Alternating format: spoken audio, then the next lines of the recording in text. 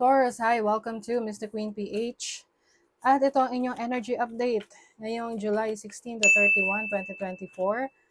So let's see ano yung energies coming into you. Second half ng July. So if you are interested in private readings, meron tayong link sa description at sa pin comment kung paano mag-book for a private reading. So let's see, Taurus. What's up? What's up? Scorpio energy, investigate. Nako, curious kayo ngayon. Meron kayong gusto matuklasan, malaman. Pwedeng meron kayong matutuklasan na katotohanan dahil kayo ay nag-imbestiga. Let's see, ano pa? Saturn structure. Aha. Some of you, Taurus, may have challenging situation. Can be sa relationships nyo sa iba dahil sa mga matutuklasan nyo, di ba? Debilitated o discomfort. Naku, Taurus. Pwedeng part yan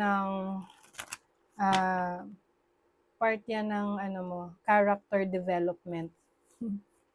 Itong challenge na maaari nyong ma-experience.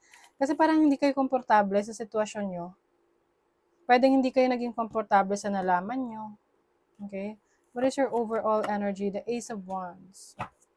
This is exciting new beginnings for you.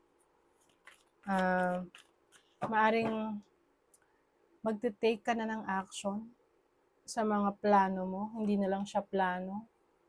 Hindi na siya drawing. Gagawin mo na siya. Your challenge is the Four of Cups. Okay, it seems na parang may tampuhan dito. Ang isa sa challenge mo is maaring merong hihingi ng sorry, hihingi ng tawad. Pero parang para sa'yo, hindi na enough yon. Hindi na yon sapat. Kasi pwedeng paulit-ulit ng ginagawa.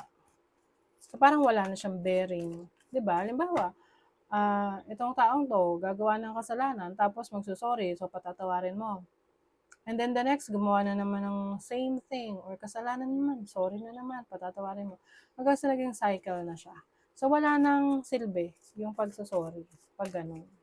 Kasi hindi niya naintindihan yung sinasabi niya, di ba? Hindi na niya, wala na sa kanyang halaga yun. Kasi madali lang sabihin, mahirap gawin.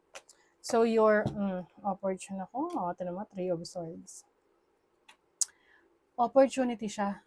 So I feel like this is like, parang merong kailangang masaktan para ma-realize niya kung ano pa yung mga magagandang bagay na pwedeng mangyari sa buhay niya. Nako.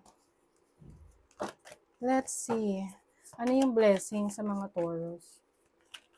What's the blessing? The Three of Pentacles. This is career growth. Maaring kung ano yung mga nasimulan mo sa trabaho, sa business, sa career mo, lalo itong umuunlad. Mas dumadami na yung clients mo, mas dumadami na yung mga produkto mo, yung services mo. So, still, this is a blessing for you. And this is also a collaboration. Maaring meron mga taong tutulong sa'yo na i-improve pa kung ano yung resources na meron ka, like career mo, income mo, business mo. So, let us clarify. Ano tong Three of Swords? Bakit siya naging opportunity? What is the Three of Swords? The Star. Ooh, okay. So, Taurus, as an opportunity, it's time for you to heal from the pain in the past. So, siguro meron kang malalaman na confirmation tungkol sa isang separation na nangyari in the past na may isip mo na lang na, bakit nga ba ako nagpaka-TANG doon? Di ba minsan ganon? Meron tayong, after natin mag-separate sa isang tao, eventually may matutuklasan pa pala tayo ng mga iba pang kalokohan na nagawa niya na hindi natin nalaman. So, you are being saved from a terrible relationship, from a terrible connection. Diba? Kasi may investigate dito, so parang may natuklasan ka na, yun pala yun. Kaya pala hindi mo tinanggap. Hindi mo na tinanggap sa buhay mo tong taong to kasi hindi niya deserve. Let's see, money, career, finances. Oh, 10 of Cups. Happiness, fulfillment. Alam nyo, Taurus, ang swerte nyo ngayon sa career, trabaho, finances nyo. Yes. Ang daming projects, ang daming pagkakaabalahan, ang daming sources of income.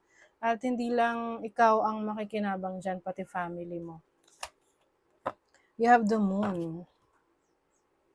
The moon is about your emotions, your instincts. So I think when it comes to your choices sa trabaho, career, business, you are divinely guided.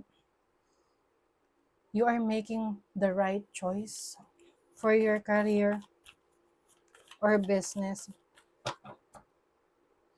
And ang bilis mo agad makaramdam kung merong mali, kung merong something fishy, something sketchy. So kapag merong mga, let's say, transactions or offers na alam mong hindi makakabuti sa'yo, aalis ka kaagad doon. Parang iniiwas mo agad yung sarili mo doon. Sa love life. Sa love life. Ayan, may losses eh. Tapos na ang pag-iiyak-iyak mo. Ayan na may sun, may clarity, may liwanag na.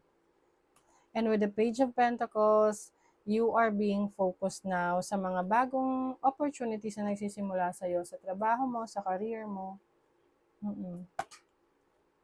It's time to move on, Taurus.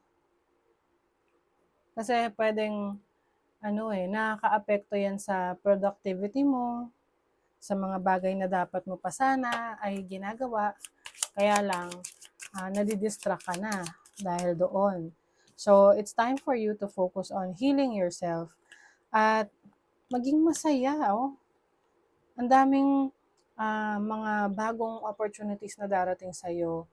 At kumbaga maaalala mo na lang to, matatawa ka na lang na, iniyakan ko yun? Ganon.